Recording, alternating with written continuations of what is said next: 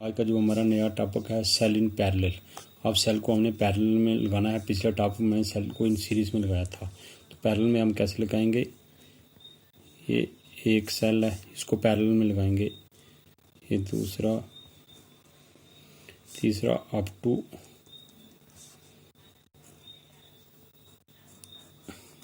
N series में लगाएंगे हम इसको यहाँ से जोड़ेंगे। तो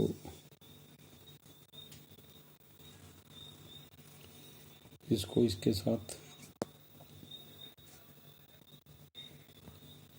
फिर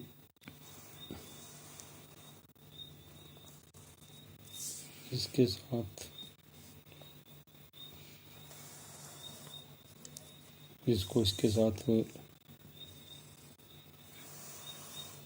यहाँ पर हम एक्सटर्नल रेजिस्टेंस लगाएंगे एक। ये एक्सटर्नल रेजिस्टेंस आर हो गया। तो ये हमारे पास ईएमएफ ई होगी, ये ई और ये ई, और ये internal resistance R R R और आर, ये हमारे इंटरनल रेजिस्टेंस हैं। तो यहाँ से करंट कैसे जाएगी, ऐसे जाएगी और वहाँ से ऐसे वापस आ जाएगी रेजिस्टेंस में। तो हम इसको कैसे लिखेंगे, हम इसको लिखेंगे it is combination of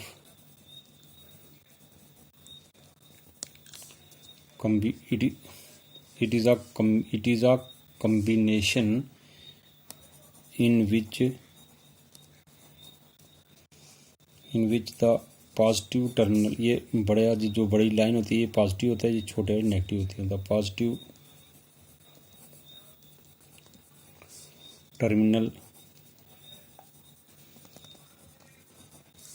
terminal of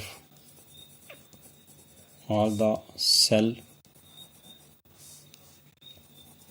are connected to one and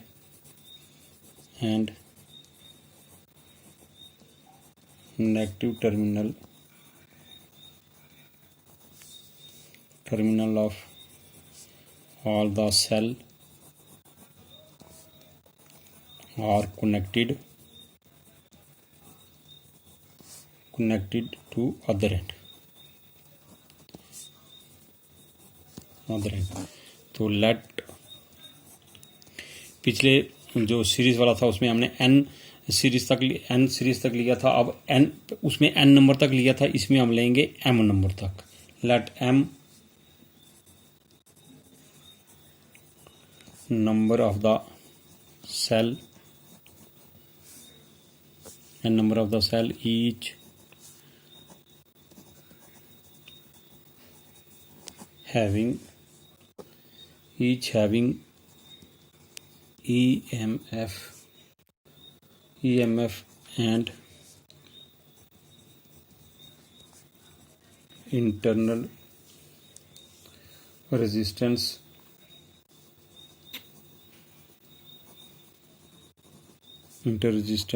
are connected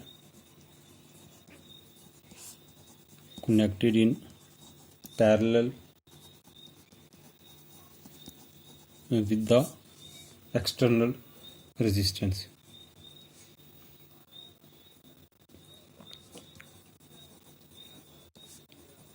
external resistance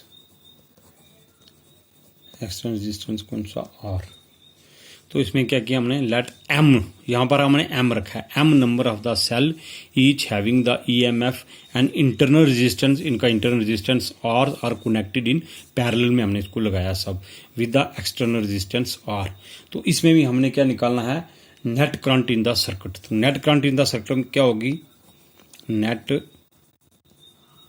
current in the circuit I is equal to क्या होता है, V by R, voltage I is equal to V by R. तो यहाँ पर we क्या हमारे पास है, voltage क्या है, ई बाई आर, और जो एक्सटर्नल रेजिस्टेंस है इसको हम लिखेंगे आर डैश। इसमें ये ऐड होता है, सीरीज में हो या पैरेलल में हो, जो रेजिस्टेंस होता है ये इसमें ऐड ही होता है। इंटरनल जो रेजिस्टेंस होता है वो एक्सटर्नल रेजिस्टेंस के साथ ऐड ही होता है। तो हमने यहाँ पर वैल्यू निकालनी है ई डैश और आर डैश की। ई डैश क्या है, टोटल हमारा जो करंट है, टोटल हमारी जो वोल्टेज है वी, तो ई डैश और आर डैश हमने निकालनी है। तो इसको हमें लिखेंगे as M number of cells और in parallel, L number of the cell in parallel. तो नेट ईएमएफ हमारे पास क्या हो जाएगी, नेट ईएमएफ हमारे पास क्या होगी, E dash is equal to E. आप यहाँ पर कहोगे कि ई डैश सीरीज में थी एन ई, तो यहाँ पर एम ई होना चाहिए, तो यहाँ पर नहीं होता। सीरीज में क्या होता है कि वोल्टेज जो होती है वो सेम रहती है, पैरेलल में क्या होती है, वोल्टेज जो होती है वो सेम रहती है। तो इसलिए हमारे पास जो वोल्टेज ई है, ई डैश इक्वल टू ई ही रहेगी। हम इसको मानेंगे फर्स्ट, इसको मानेंगे सेकंड। तो अब हमने इंटरनल रेजिस्टेंस निकालना है, नेट इंटरनल रेजिस्टेंस। तो यहाँ पर लिखेंगे as M number of resistance, internal resistance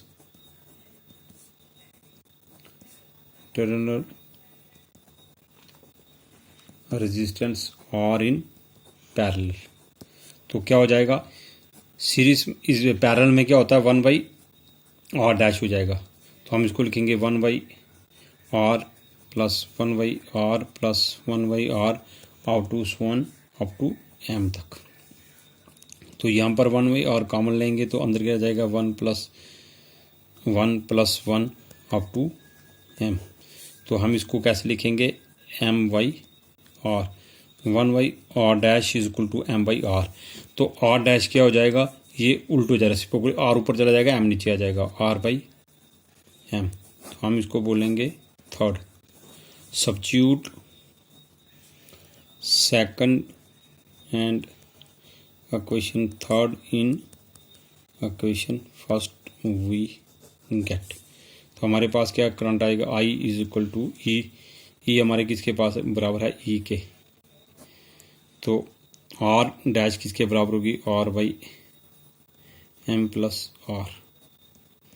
तो यहाँ से हम अगर आर एलसीएम लें तो क्या आ जाएगा, E is equal to R plus M R by M. तो एम को हम ऊपर ले जाएंगे, E M equal to R plus M R. I dash हमारे पास क्या आएगा, M E R plus M R. तो हमारे पास आई हमारे पास क्या आएगा, M E R plus M R. तो ये हमारे पास रिजल्ट आ गया, करंट आ गया हमारे पास M E R plus M R. तो अब इसमें स्पेशल केस हमने देखने हैं। स्पेशल केस फर्स्ट, अगर if R less than R से होगा तो क्या हो जाएगा हमारे पास, आई क्या हो जाएगा, I is equal to M E, R less than तो आर को हम निगलेक्ट कर देंगे, इक्वल टू 0 हो जाएगा। तो हमारे पास क्या आ जाएगा, एम आर, यहाँ पर एम कैंसिल हो गया, तो आई हमारे पास हो गया ई बाई आर। एक केस में ई बाई आर आ गया।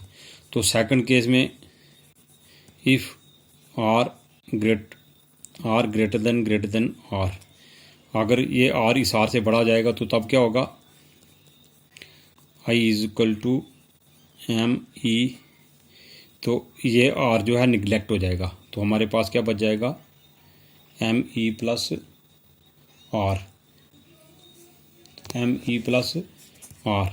तो ये हमारे पास आ गया सेकंड केस। अब आप इसमें बताओ मुझे कि मैक्सिमम करंट किस में होगी, इसमें मैक्सिमम करंट होगी या इसमें मैक्सिमम करंट होगी। किस में मैक्सिमम करंट होगी, इसमें मैक्सिमम करंट होगी। क्यों कि इसके साथ एम जो है मल्टीप्लाई हो रहा है। तो इसमें हम इसको करेंगे कि ये इसके साथ multiply from the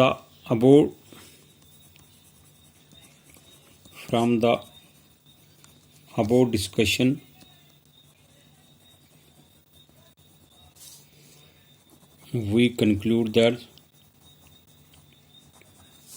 we conclude that to draw maximum current, the value of internal resistance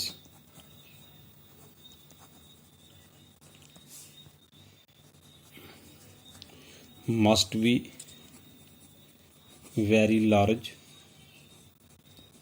as compared to the external resistance.